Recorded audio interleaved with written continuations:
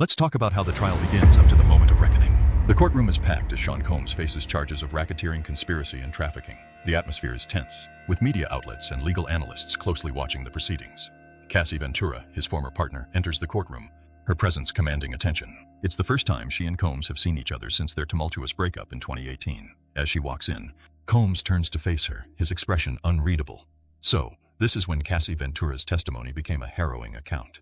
As the tension builds, Ventura begins her testimony with a chilling statement. Control was everything. How I looked, who I spoke to, what I worked on. It was all controlled. She recounts the early days of their relationship, describing how she met Combs at 19 years old when she was a newly signed singer. Their friendship became romantic 2 years later, but soon, she began to see a different side of him. She details years of physical, emotional, and psychological abuse, recalling instances where Combs knocked her over, kicked and dragged her, and stomped on her head, leaving her with black eyes and bruises. The abuse, she says, happened frequently. Then, Ventura describes the infamous freak-offs, drug-fueled sexual encounters orchestrated by Combs that lasted anywhere from 36 hours to 4 days. She was 22 years old when she had her first experience with them. Eventually, it became a job for me, she says, her voice quiet but firm. She explains that she felt obligated to make Combs happy and didn't know how to refuse. I didn't feel like I had much of a choice. I didn't know what no could look like. If you like this content, hit the like button. Thanks.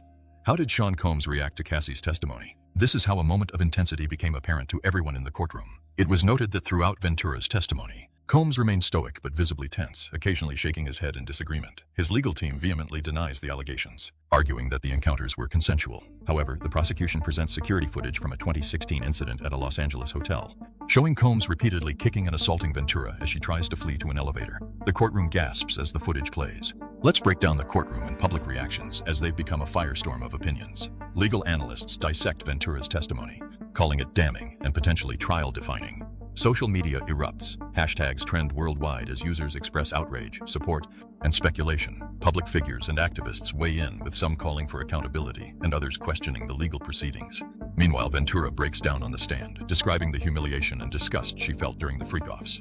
I felt like it was all I was good for. It was disgusting. I felt humiliated. She sobs as she recalls how Combs would become violent if she refused to participate. So now you might be wondering, what's at stake with the trial's next steps? Ventura's testimony is expected to continue for several days, with more witnesses set to take the stand. Prosecutors aim to prove a pattern of coercion and abuse, while Combs' defense fights to discredit Ventura's claims. The verdict could reshape the legacy of one of hip-hop's biggest moguls. This is just the beginning, and so far it's been explosive. What do you think about the trial? Will justice be served? Stay informed, stay engaged, and let your voice be heard. If you enjoy this content, leave comments, like, and share.